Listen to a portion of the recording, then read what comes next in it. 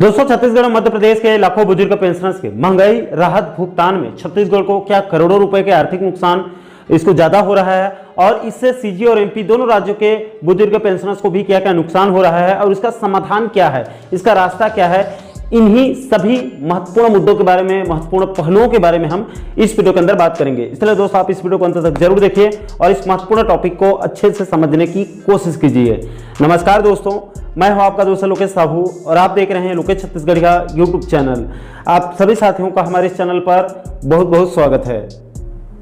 दोस्तों, क्या है पूरा मामला, मैं आपको बिल्कुल सरल शब्दों में एक एक करके बताने वाला हूं ताकि कोई भी आदमी इस मुद्दे को बारीकी से समझ सकें। दोस्तों, दरअसल पूरा मैटर यह है कि केंद्र सरकार के तर्ज पर सभी राज्य सरकारों को भी अपने अपने राज्यों के कर्मचारियों और पेंशनर्स को हर 6 महीने में यानी कि साल में 2 बार महंगाई भत्ता और महंगाई राहत का भुगतान किया जाता है। अब दोस्तों, मध्य प्रदेश और छत्तीसगढ़ के कर्मचारियों का महंगाई भत्ता यानी कि डीए वृद्धि करने के लिए दोनों राज्य सरकार पूरी तरह से स्वतंत्र हैं, लेकिन जब दोनों राज्यों के बुजुर्ग पेंशनर्स के महंगाई राहत यानी कि डीआर वृद्धि करने की बात आती है तो यहाँ पर आपसी सहमति का नाटक शुरू हो जाता है और इसमें दोनों राज्यों के पेंशनर्स को एरियस राशि के रूप में भारी आर्थिक नुकसान उठाना पड़ता है। दोस्तों, ये होता इसलिए है कि जब सन 2000 में मध्य प्रदेश से अलग होकर छत्तीसगढ़ नया राज्य बना था। अब दोस्तों, चूंकि छत्तीसगढ़ नया राज्य बना था इसलिए इसको राज्य का दर्जा देने के लिए पर्याप्त जनसंख्या और संसाधन देने की जरूरत थी, इसलिए छत्तीसगढ़ और मध्य प्रदेश का बंटवारा किया गया और पूरे अविभाजित मध्य प्रदेश का, जिसमें छत्तीसगढ़ भी शामिल था, उस मध्य प्रदेश के 100% जमीन और जनसंख्या और संसाधन का लगभग 25% छत्तीसगढ़ को दिया गया और 75% हिस्सा मध्य प्रदेश को ही दे दिया गया। इसके हिसाब से मध्य प्रदेश और छत्तीसगढ़ के रिटायर्ड कर्मचारियों यानी कि पेंशनर्स के पेंशन निर्धारण यानी कि उनका जो ये महंगाई राहत वाला निर्धारण है और खर्चों को भी इसी अनुपात में बना दिया गया। इसके लिए मध्य प्रदेश छत्तीसगढ़ पुनर्गठन अधिनियम की धारा 49(6) के तहत दोनों राज्यों के बुजुर्ग पेंशनर्स के महंगाई राहत वृद्धि करने में जितना खर्च आता है उसमें 74% मध्य प्रदेश और 26% छत्तीसगढ़ सरकार को वहन करने का नियम बना दिया गया। यानी कि मान लीजिए दोनों राज्यों के बुजुर्ग पेंशनर्स को महंगाई राहत वृद्धि करने के लिए अगर 100 रुपए की जरूरत पड़ती है तो उसके लिए 74 रुपए मध्य प्रदेश वहन करेगा और 26 रुपए छत्तीसगढ़ सरकार को देना होगा। इसी मध्य प्रदेश छत्तीसगढ़ पुनर्गठन अधिनियम के धारा 49(6) में आपसी सहमति का नाटक शुरू कर दिया गया। यानी कि जब भी दोनों राज्यों के पेंशनर्स के महंगाई राहत वृद्धि करने की बात होगी तो उससे पहले दोनों राज्य सरकारों को आपस में सहमति स्थापित करनी होगी, उसके बाद ही दोनों राज्यों के बुजुर्ग पेंशनर्स के महंगाई राहत वृद्धि आदेश को जारी किया जाता है। दोस्तों, इसी आपसी सहमति के आड़ में सीजी और एमपी दोनों राज्य सरकारें बड़ी चालाकी से महंगाई राहत के एरियस राशि को दबा के 4-5 महीनों के देरी से महंगाई राहत आदेश जारी करते हैं, जिससे दोनों राज्यों के बुजुर्ग पेंशनर्स को एरियस राशि के रूप में भारी आर्थिक नुकसान को झेलना पड़ता है और यह नाटक बीते कई सालों से ऐसे ही चल रहा है। अब दोस्तों, इसमें 2 बातें ऐसी भी हैं जो किसी के गले नहीं उतरती है। पहला तो जिस समय यानी कि सन 2000 में उसी समय मध्य प्रदेश और छत्तीसगढ़ के साथ साथ उत्तर प्रदेश से अलग होकर उत्तराखंड और बिहार से अलग होकर झारखंड नया राज्य बना था, यानी एक साथ 3 राज्य अस्तित्व में आए थे। लेकिन दोस्तों, आपको जानकर हैरानी होगी कि उत्तर प्रदेश और उत्तराखंड और बिहार और झारखंड किसी भी राज्य में पेंशनर्स का महंगाई राहत वृद्धि करने से पहले किसी दूसरे राज्य की अनुमति सहमति लेने की कोई आवश्यकता नहीं पड़ती है, लेकिन सिर्फ सीजी और एमपी में ही यह नाटक क्यों किया जाता है? क्या सीजी और एमपी भारत का हिस्सा नहीं है? इसके अलावा दोस्तों, धारा 49(6) के आपसी सहमति को लेकर अभी तक कई तथ्य सामने निकल कर आ चुके हैं, जिस पर पूर्व में हम लोग वीडियो बनाकर आप लोगों को बताते हुए भी आ रहे हैं। इसलिए धारा 49(6) के आपसी सहमति भी पूरी तरह से संदेह के घेरे में है, वो भी क्लियर नहीं है सहमति है या फिर नहीं है। तो दोनों राज्य सरकार गुमराह कर रहे हैं एक हिसाब से। दोस्तों, यहाँ पर आपकी जानकारी के लिए यह भी बता दूं कि इसी धारा 49(6) को पूरी तरह से असंवैधानिक और गलत मानते हुए जड़ से समाप्त करने के मुद्दे को लेकर मध्य प्रदेश के अंदर pensioners welfare association Madhya Pradesh की तरफ से एक याचिका भी हाईकोर्ट में दायर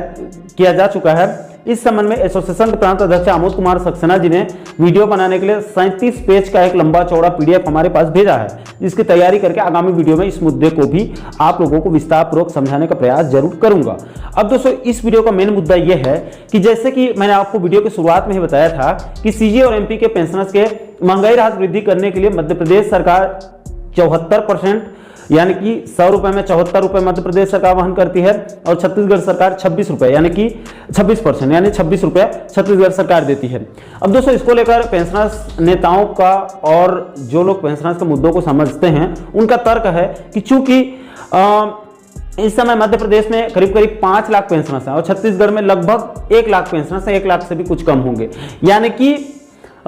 इस समय सीजी और एमपी में करीब करीब 6 लाख के आसपास पेंशनर्स की संख्या है। अब दोस्तों इसमें 74% एमपी और 26% सीजी वहन करता है। अब इसमें बुद्धिजीवी लोगों का कहना है कि चूंकि छत्तीसगढ़ में मात्र 1 लाख पेंशनर्स हैं या उससे भी कम होंगे और उस हिसाब से छत्तीसगढ़ सरकार कुछ परसेंट ज्यादा राशि छत्तीसगढ़ सरकार को देना पड़ता है, जिससे हर बार छत्तीसगढ़ सरकार को